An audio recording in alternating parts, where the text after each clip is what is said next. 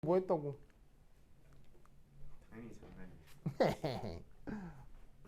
자, 그 다음은 난데없는 그 퀴리 부인 얘기가 나옵니다. 퀴리 부인. 뭐 난데없다기보다는 그 퀴리 부인 어느 나라 사람이지? 퀴리 부인? 자, 그래서 매덤 매덤 퀴리. 퀴리 부인 어느 나라 사람이에요? 그 유명한 폴란드 사람이죠. 폴란드. 폴란드가 되게 묘한 나라인데 폴란드가 인구가 1000만밖에 안 되는 조그만 나라예요. 그러니까 유럽 내에서도 사실은 약소국이었을 때가 많아서 침략도 많이 당하고 슬픈 역사가 되게 많은 나라거든요. 그래서 우리는 폴란드 하면 별로 뭐 별 생각이 없잖아요. 근데 폴란드 사람들이 천재들이 많이 나와요. 천재들이. 그래서 그 중에 한 명이 퀴리 부인이고요. 저희 폴란드 과학자들 중에서 엄청나게 유명한 사람 중에 하나가 또 그 사람. 그거. 테슬라. 그래서 이 폴란드 사람 중에 전 인류의 운명을 바꾼 업적을 쌓은 사람들이 한 번씩 나와요. 아주 독특한 나라. 그래서 어떤 문화적 배경이 있어서 그런 건지 참 묘한데 하여튼 그런 희한하다기보다는 놀라운 나라 중에 하나입니다. 자, 어쨌건 자, 그래서 이제 이 마담 퀴리의 여러 핵반응 실험 중 이게 있네요. 바로 얼루미늄과 알파 입자 사이의 반응. 자, 얼루미늄이라고 딱 쓰고, 자, 얼루미늄 원자 번호 몇 번이죠?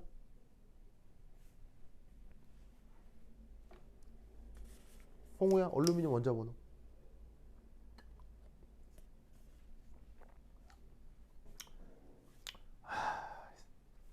이게 세 보면 되잖아요. 얘잖아, 얼루미늄 원자 번호. 그렇지. 13번. 뭐야, MIT보다 세종이 더 좋네요. 예찬 고마워요. 그리고 이 얼루미늄의 지금 질량수 얼마라고 하면 될까요?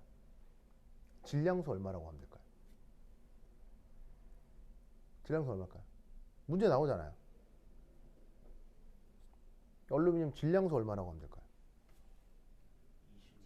그렇지. 27로 두면 되겠죠? 물론 쟤도 동위원소들이 있겠지만 그 동위원소들 중에서 가장 흔한 거. 그럼 왜 하필 27이냐면 이 질량수가 보통 뭐랑 비슷해요? 원자량과 비슷하잖아요. 그래서 문제에 보시면 그 평균 몰 질량이 27g/몰이라고 돼 있죠. 그래서 뭐 지금 별 정보가 없다면 그 원자량 그대로 질량수다 라고 해도 크게 무리는 없다고요. 알겠죠? 자, 얘를 니키랑 반응을 시켰냐면 바로 알파 입자랑 반응을 시킵니다.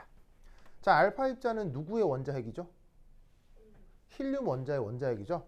자, 그럼 힐륨은 원자번호 몇 번? 원자번호 2번. 그리고 알파 입자 힐륨의 질량수는 얼마? 그 유명한 4. 됐죠?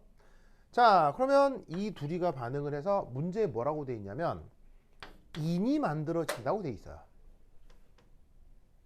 알겠죠? 인이 만들어진다고 돼 있습니다. 이때 이 인의 원자번호 몇 번? 인의 원자번호 몇 번이라고 이거 나와 있잖아. 뭐라고 돼 있어? 15. 그리고 인의 질량수 얼마?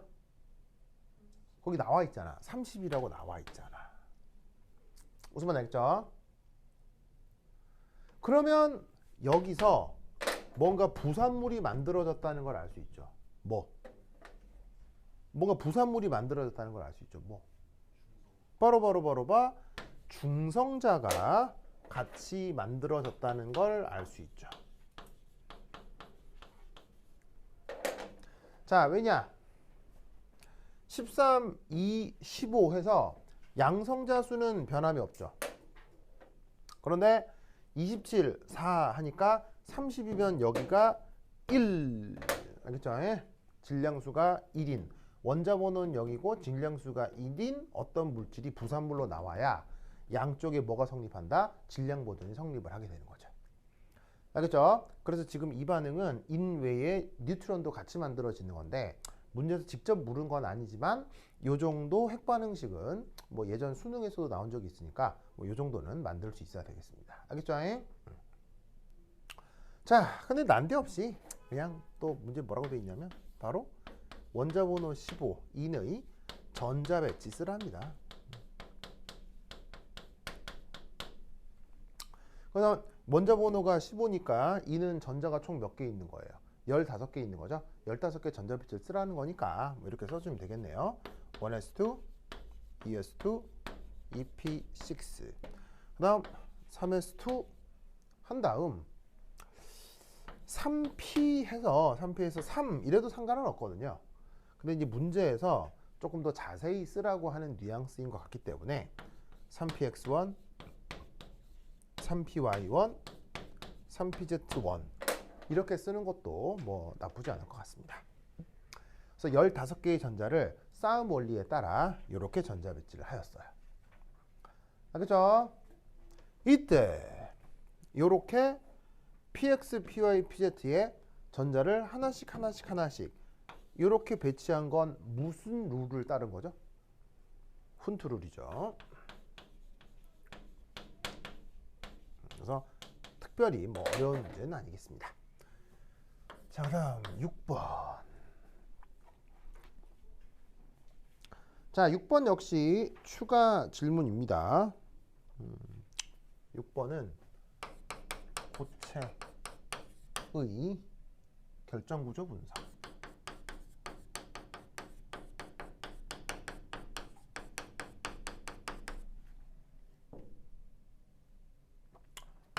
일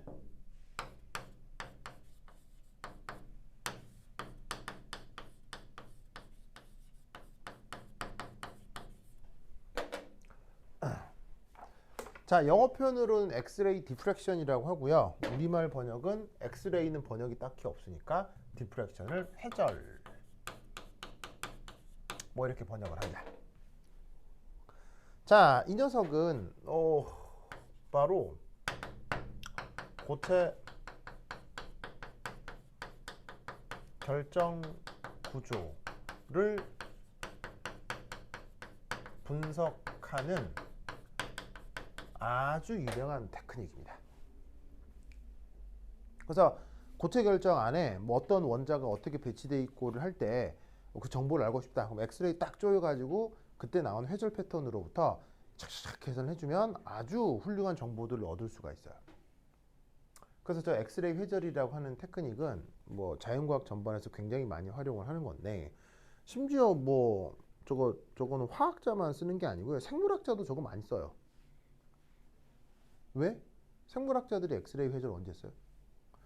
바로 생명체 내에 효소나 뭐 DNA나 뭐 단백질 구조 뭐 이런 게 있을 거 아니에요. 그런 것들을 밝혀낼 때도 뭐냐면 엑스레이가 활용이 됩니다.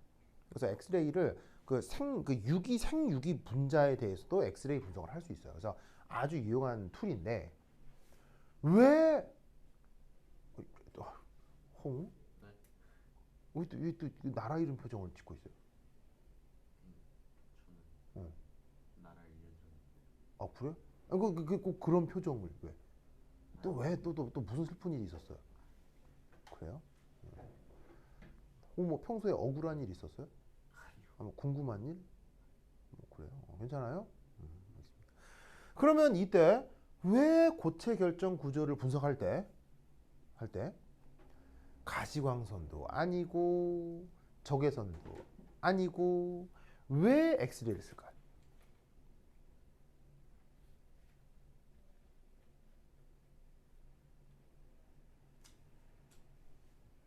자, 고체 결정 구조를 분석할 때 가시광선도 아니고 자외선도 아니고 적외선도 아니고 왜 엑스레이를 쓸까요? 아, 짧아서요? 더 짧은 것도 있죠. 엑스레이보다 더 짧은 빛을 뭐라고 하죠? 더 파장이 더 짧은 걸? 엑스레이보다 파장이 더 짧은 빛을 뭐라고 불러요? 감마레이라고 하죠. 감마레이.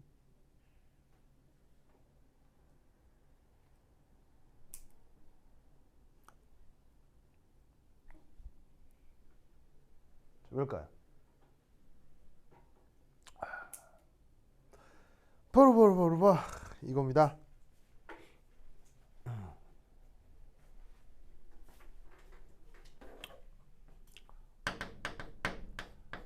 엑스레이의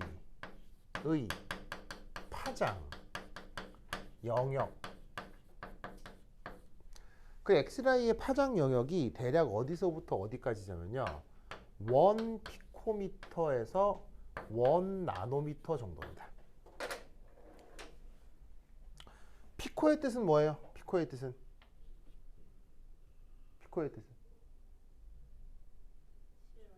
10의 마이너스 12승입니다. 나노의 뜻은 뭐? 나노의 뜻은 10의 마이너스 9승입니다. 그래서 엑스레이 파장 영역이 1 피코미터에서 1 나노미터 정도 되는데 요것이 고체 결정 내 원자 간 거리, 그게 대략 얼마냐면 1옹스트롬이거든요. 요거와 비슷하기 때문이에요. 1옹스트롬은 몇 미터예요? 1옹스트롬은 10의 마이너스 10승미터죠.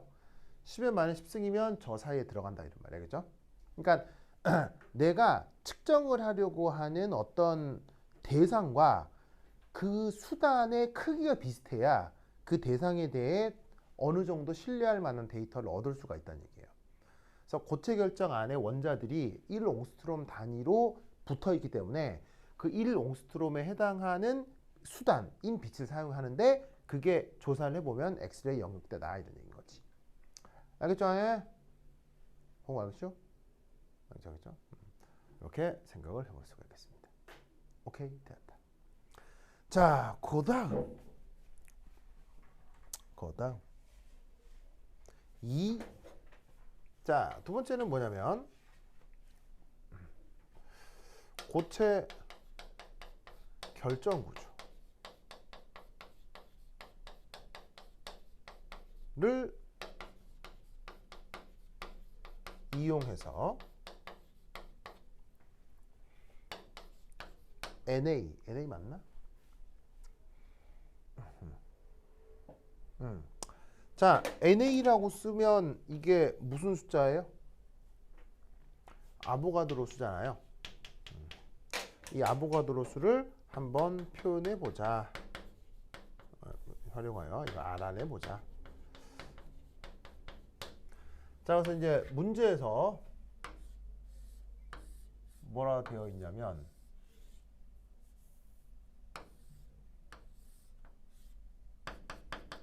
어떤 결정의 단위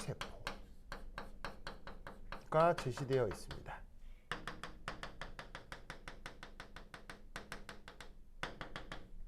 그런데 이 어떤 결정의 단위 세포에 여러 가지 정보가 제시되어 있는데 바로 이 녀석의 미르도가 얼마라고 되어 있더라? 미르도가 D. 그 다음에 이 안에 부피가 A. 그 다음에 이 안에 원자가 B개 들어있다라고 문제 제시가 되어 있어요. 그리고 여기 제시가 되어 있는 이 원자의 경우는 몰 질량이 M. 그래서 여기에 나와 있는 M, B, A, D 이 네 개의 수치로부터 저기에 있는 고체 결정 요 데이터로부터 아보가드로 수를 한번 표현해 보라고 하는 건데, 자, 어떻게 되는지 생각해 볼 수 있겠어요? 자, 이렇게 하면 되겠죠. 우선 첫 번째 1. 그 원자 한 개의 질량. 자, 이건 어떻게 표현하면 될까요?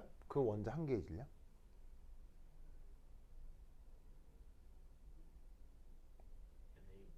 자, 몰 질량이라고 하는 건 그 원자 몇 개의 질량이에요. 그 원자 아보가드로 수만큼의 질량이죠. 그러면 그 원자 한 개의 질량은 그 몰 질량을 뭐로 나누어주면 되겠어요? 아보가드로 수로 나누어주면 되는 거예요. 됐죠? 자, 이때 단위세포 영어로 뭐라고 하죠? 단위세포 영어로?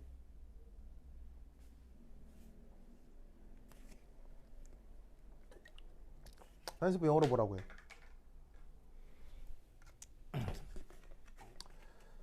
바로 유니셀이라고 하죠. 유니셀. 자, 그래서 단위세포를 UC로 줄여 쓰겠습니다. 자, 단위세포 내 그러면 질량이 어떻게 되느냐, 이렇게 생각해 볼 수 있겠네요.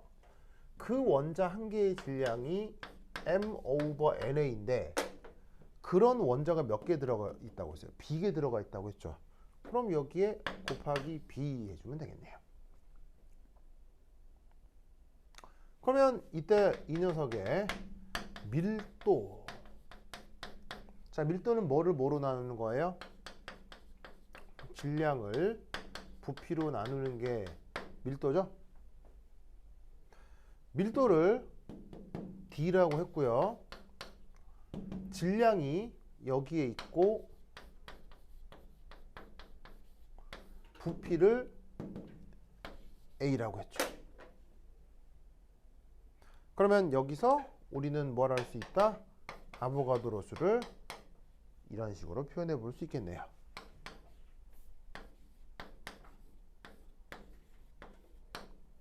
됐죠? 그래서 간단한 나누기를 통해 이렇게 표현을 해볼 수가 있습니다.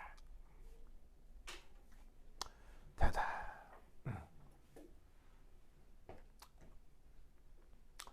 자, 그 다음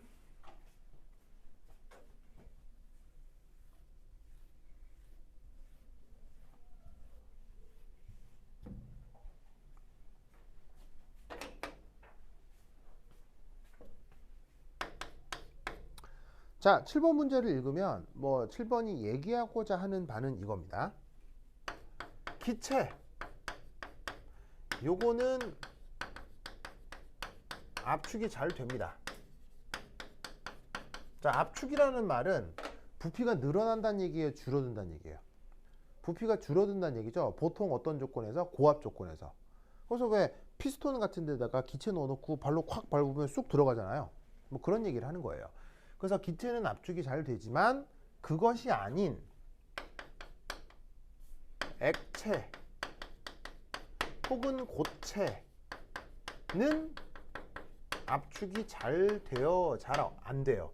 압축이 어렵죠. 그래서 이 현상에 대해서 간단하게 언급해 보라 라는 겁니다. 아주 심각한 얘기까지 할 필요는 없고 문제에서 언급하고 있는 그 내용 간단한 얘기만 하면 되는데, 그래서 이 압축이 어려운 이 액체와 고체는 그래서 한꺼번에 뭐라고 표현하기도 하냐면 이렇게 표현하기도 합니다. 컨덴스트 페이즈라고 얘기하기도 합니다. 누구에 반해서? 기체에 반해서. 여기에는 컨덴스라는 말의 뜻은 뭐냐면 이런 뜻이에요. 이미 압축이 된. 그래서 이미 압축이 돼서, 그러니까 이미 됐으니까 더 이상의 압축이 어렵다는 얘기겠죠.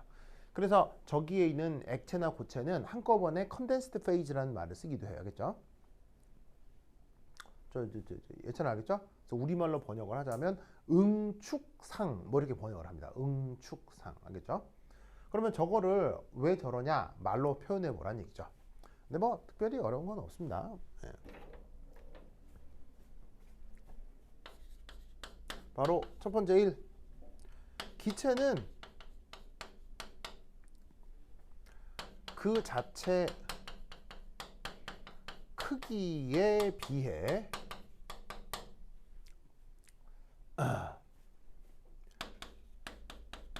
분자 간 거리가 멀죠. 그래서 원래 자기의 크기가 있을 거 아니에요. 그 자기의 크기에 대해서 그 또 다른 분자까지의 거리가 상당히 멉니다. 아시겠죠? 그러니까 어느 정도냐면 요 정도 짠 했을 때 예를 들면 여기서부터 여기까지 요 녀석의 반지름을 R이라 해보자 이런 말이야. 알겠죠?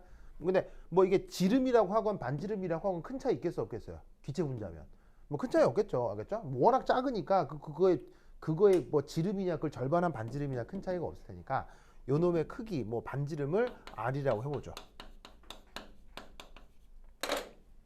기체 분자.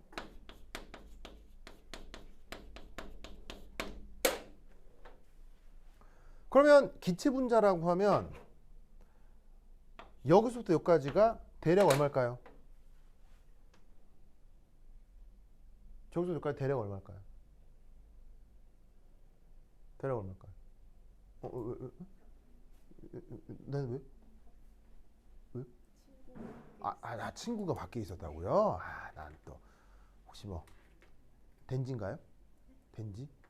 덴지가 뭐예요? 체인소맨 아, 걔 이름이 덴지. 덴지라고 안 닮았어요. 덴지는 안 봤어요. 그래 알겠습니다. 그래. 그럼 그 친구도 그러면 타쿠세요? 아니요, 저는 일반인. 일반인이에요. 알겠습니다. 그럼 나연이 일반인이 아닌가? 먹을. 자, 저 기체 분자에서 이제 분자 간 거리 얼마게요? 예찬아, 얼마게요? 그러게요. 자, 나연이 얼마게요?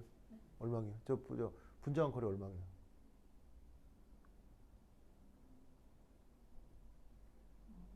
이제 종이 얼마게요? 아주 멀리 떨어지는. 그냥 아주 멀리.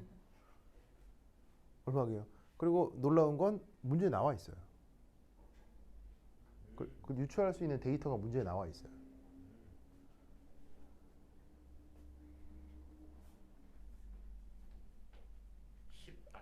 정답.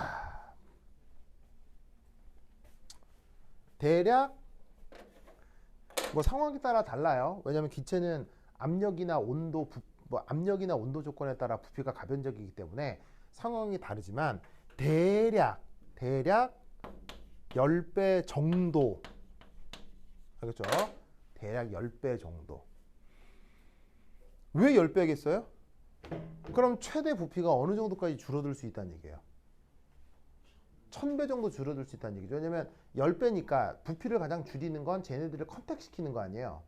컨택시키면은 10배를 완전히 줄이면 한 거리당 10배의 거리가 줄면 3차원이면 10배 곱하기 3승근 하면 될 거 아니에요. 3제곱 하면 될 거 아니야.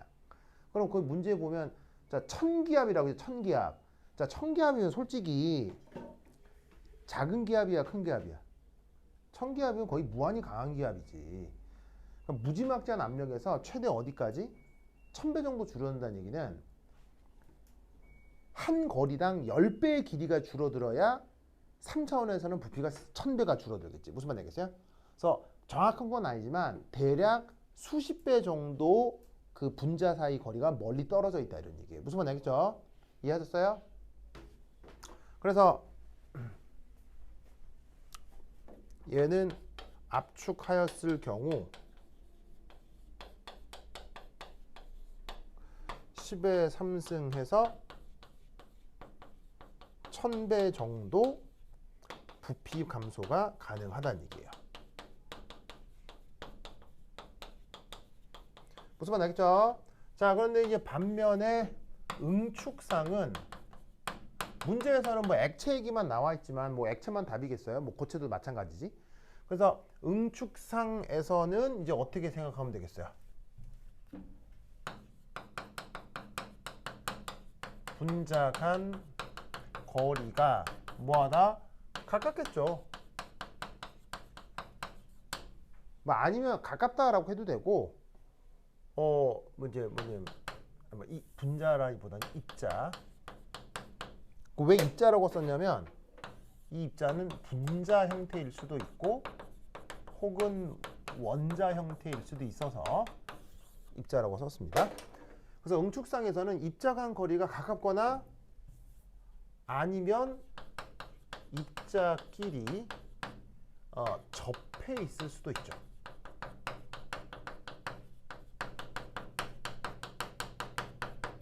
그러니까 이미 접해 있으니까 압력을 가한다 한들 그 사이에 빈 공간을 줄여낼 수가 없다는 얘기인 거예요.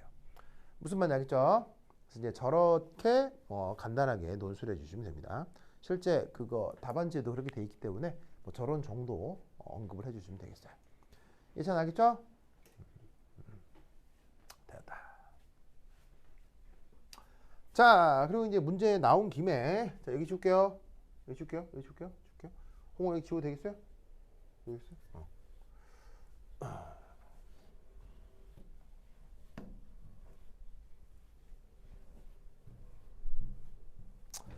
자, 언급한 김에 이거 한번 짚고 넘어가겠습니다. 파장별 빛의 성격.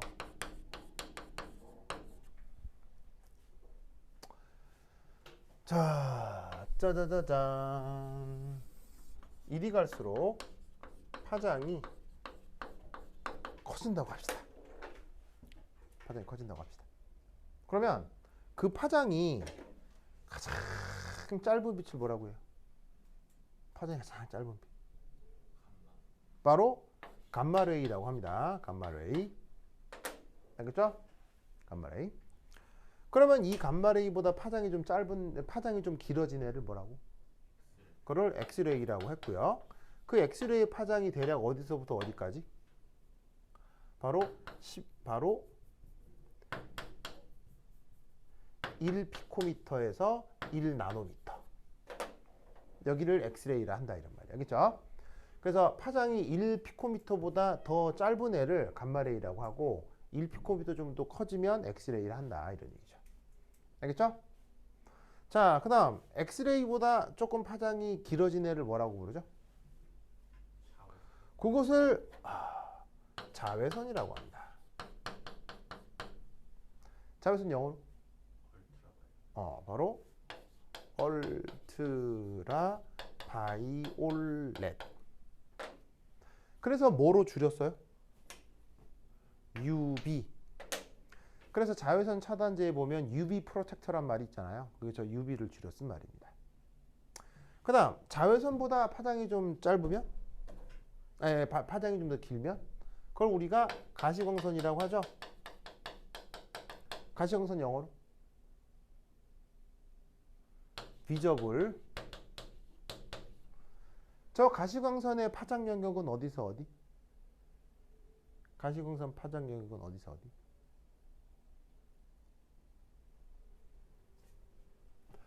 바로 400에서 700 나노미터 사이입니다. 알겠죠? 400에서 700 나노미터. 그러면 400 나노미터 대 영역이 사람 눈에는 무슨 색깔로 보여요? 대충 어떤 빛깔 비슷하게 보여요? 바로 푸르딩딩. 뭐 보라색, 파란색, 뭐 하여튼 그쪽 블루이시한 그쪽으로 보이는 거고요. 그 다음에 이 700 나노미터면 사람 눈에 뭐로 보이고요? 뭐 오렌지라고 하도 되고 뭐 다홍색도 되고 하여튼 이렇게 뿔구죽죽한 쪽, 레디시. 아시겠죠? 그 유명한 빨주노초파남보. 알겠죠? 그 다음 가시광선보다 파장이 좀 길어지면 적외선 영어로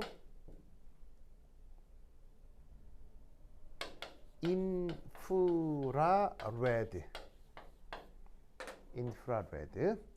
그래서 뭐로 줄여 쓰냐면 IR. 그렇죠? IR. 자, 적외선보다 파장이 좀 더 길면 바로 마이크로웨이브. 이건 번역이 없어요. 우리말로도 마이크로파 뭐 이렇게 씁니다. 번역이 없습니다. 그 다음 마이크로웨이브보다 파장이 더 길면 바로 라디오 웨이브. 라디오파요. 그래서 파장별로 빛의 영역을 대충 이런 식으로 구분을 합니다. 알겠죠? 그럼 이때 어떤 일이 벌어지는지도 같이 알아둬야 되는데 감마레이가 출입하면 무슨 일이 벌어지죠? 감마레이가 출입하면? 원자가 파는. 감마레이가 출입을 하게 되면 바로 핵 반응이 일어납니다. 그래서 핵 융합이 될 때도 핵 분열이 될 때도 감마레이가 출입합니다. 그래서 감마레이는 강한 에너지다, 약한 에너지다? 극도로 강한 에너지입니다. 알겠죠? 그러니까 예를 들면 지금 후쿠시마에서 지금 방사능이 계속 새나오고 있죠. 그 후쿠시마에서 방사능이 계속 새나오고 있는 그 방사능 중 감마레이도 계속 나오고 있는 거예요. 그래서 그 후쿠시마 원전 근처에 가면 그 가까이 가면 한 30분 만에 즉사할 수 있어요. 그 정도로 강력한 감마레이가 지금 계속 나오고 있습니다. 알겠죠? 자, 그 다음 엑스레이가 출입하면 어떤 물질적 상호작용이 벌어지죠?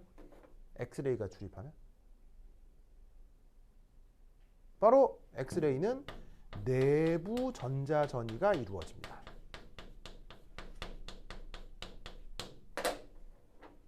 자, 무슨 말이냐면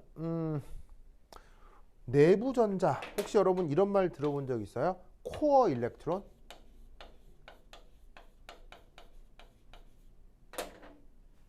자, 그러면 이 얘기 먼저 해볼게요. 자외선과 가시광선은 이거 한꺼번에 엮여 있어요. 그래서 자외선과 가시광선이 물질에 제공이 되면 어떤 일이 벌어지냐면 최외곽 전자전이가 이루어져요. 그래서 최외곽 전자를 밸런스 일렉트론이라고 하죠. 그럼 여러분 최외곽 전자란 말 들어본 적 있죠?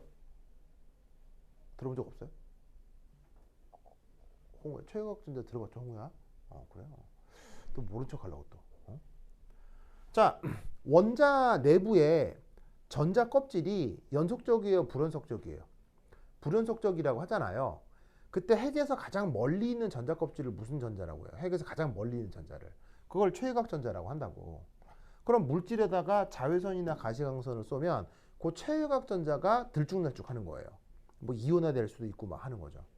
그런데 그 물질에다가 엑스레이를 쪼이면 어떻게 되냐면 최외곽 전자 말고 핵에 강력하게 붙어 있는 내부 전자가 떨어져 나올 수 있어요.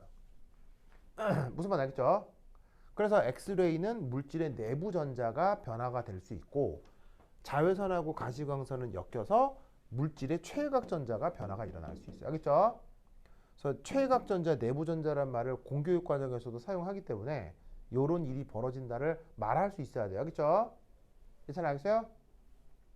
그 다음 물질의 적외선을 쪼이면 어떤 일이 벌어져요? 물질의 적외선을 쪼이면 적외선은 다른 말로 얘기하면 all kinds of 열선이에요. 열선. 열. 모든 종류의 열이 다 적외선이에요. 알겠죠? 자, 뭔 말이냐면 이제 곧 겨울이 올 거고 한국은 전 인류 중에 거의 유일하게 온돌이라는 문화를 사용하죠. 온돌이 다른 나라에는 거의 없습니다. 알겠죠? 그러면 겨울에 온돌바닥 뜨끈뜨끈한데 이불 덮고 누워있으면 기분 좋잖아요. 그럼 그때 방바닥 뜨끈뜨끈한 그 방바닥을 분광기로 조사를 하면 그 방바닥으로부터 바로 적외선이 계속 올라옵니다. 알겠죠? 그래서 그런 식의 열이건 아니면 활활 타오르는 불꽃이건 뜨거운 열원의 분광기를 대조사하면 모든 뜨거운 물체에서는 적외선이 새어나옵니다. 즉 열적인 상호작용은 항상 적외선인 건데 이 적외선이 물질에 가해지면 물질에서는 어떤 일이 벌어지느냐? 바로 원자 간 결합 진동이 이루어집니다. 원자 간 결합 진동. 어떤 원자와 어떤 원자가 뭐 공유결합 같은 걸 하고 있을 수 있잖아요. 근데 거기다가 적외선을 쪼여주면 그 공유결합을 하고 있는 원자 사이의 진동, 마치 두 원자를 이렇게 용수철에 달아놓은 것처럼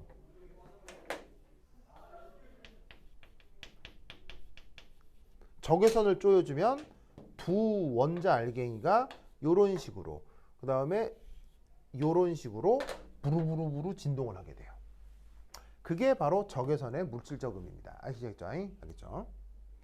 그 다음 마이크로웨이브는 물질에 쪼여주면 어떤 일이 그리고 이제 마이크로웨이브는 우리 일상생활에서 어디에 사용하죠? 마이크로웨이브 우리 일상생활에서 어디 써요? 더 광범위한 마이크로웨이브 우리 일상생활에서 어디 써요? 통신이요, 통신. 여러분 휴대전화에서 들락날락하는 모든 전파가 마이크로웨이브예요. 무슨 말 알겠죠? 여러분 휴대전화 더 많이 써요? 전자레인지 더 많이 써요? 당연히. 뭔 말인지 알겠죠? 그럼 마이크로웨이브 하면 전자레인지라고 얘기하면 틀린 건 아닌데 그게 아니고 통신. 여러분 휴대전화 거기서 마이크로웨이브 들락날락 한다고. 그 SK텔레콤, LG U+, 그 중계기에서 나오는 빛이 다 마이크로웨이브라고. 알겠죠? 알겠죠? 그럼 이 마이크로웨이브를 물질에 쪼이면 어떤 일이 벌어진다? 분자의 회전이 나타납니다. 분자가 뱅글뱅글 돌아요. 막 마이크로웨이브를 쪼이면. 예를 들면 분자 중에 대표적으로 물 분자 같은 게 이렇게 있을 거 아니에요. 그럼 물 분자도 질량을 가진 물체죠. 이 질량을 가진 물체잖아요. 그럼 질량을 가진 물체니까 뭐가 나타나겠어요? 관성 모멘트가 있겠죠. 관성 모멘트가 있으면 회전 운동 에너지를 축적할 수 있다는 얘기예요. 그러니까 어떻게 했냐면 이런 데다가 마이크로웨이브를 쪼이면 짠 어떤 분자 내 축을 중심으로 얘가 이런 식으로 뱅글뱅글 회전 가능한 거예요. 그래서 음식을 마이크로웨이브가 나오는 전자레인지에 넣고 돌리면 그 전자레인지가 음식 안에 들어있는 물 분자를 회전시키는 거예요. 그 물 분자가 회전하면서 물 분자끼리 뭐가 나타나겠어요? 마찰열이 나타나겠죠? 그래서 음식이 데워진다. 알겠죠? 예? 괜찮아 알겠어요? 홍 알겠죠? 종 알겠죠?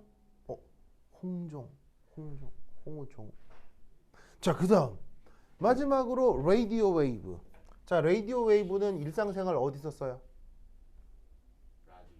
방송이요, 방송.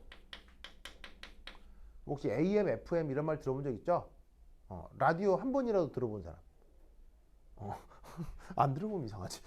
그것도 손 드는 거 봐라. 어쨌건 라디오 웨이브 방송. 근데 이 라디오 웨이브를 물질에 쪼이면 어떤 일이 벌어지냐면 원자의 핵이 있을까요? 핵. 그것의 스핀이란 물리량의 변화가 나타납니다. 그래서 원자 내 핵스핀의 변화가 라디오 웨이브로부터 나타날 수 있습니다. 그래서 원자 내 핵스핀의 변화로부터 그 아픈 사람의 병을 진단하는 그 진단 기구를 뭐라고 하죠? 이 원리를 이용해서 사람이 아픈 걸 진단하는 진단 도구를 뭐라고 하죠? MRI요. 병원에 가면 MRI 있죠? 이거 찍으면 바로 보험사 직원이 달려온다는 거 MRI. 왜요? 비싸거든요. 한 장당 지금 가격이 떨어져 한 장 찍는데 30만 원 정도 들걸요? 그럼 서너 장 찍으면 100만 원 훌쩍 넘어가는 거예요. 그럼 찍자마자 바로 보험사에서 달려와요. 합의 보려고. 그래서 교통사고가 나면 병원에 가서 MRI를 찍어라. 뭐 그게 이건데. 이런 진단기구가 있는 거 알죠? 그게 뭐냐면 사람 몸속에 있는 원자의 핵스핀이 바뀔 수 있는데 그걸 이용해서 어떤 상해를 진단하는 기구예요. 이 사이에 많은 물리학적 얘기가 있는데 뭐 이 정도로만 알아두셔도 돼요. 그래서 화학자들은 머릿속에 이 맵이 있어요. 화학자들은 머릿속에 이 맵이 있기 때문에 화학에 뭘 전공해도 이걸 다 외우고 있어요. 그래서 교수들은 항상 이 부분의 일부를 항상 툭 던져서 질문할 수 있어요. 알겠죠? 요 정도는 다 외우고 있어야 됩니다. 알겠죠? 예찬 알겠니? 오케이. 됐다. 그럼 가지.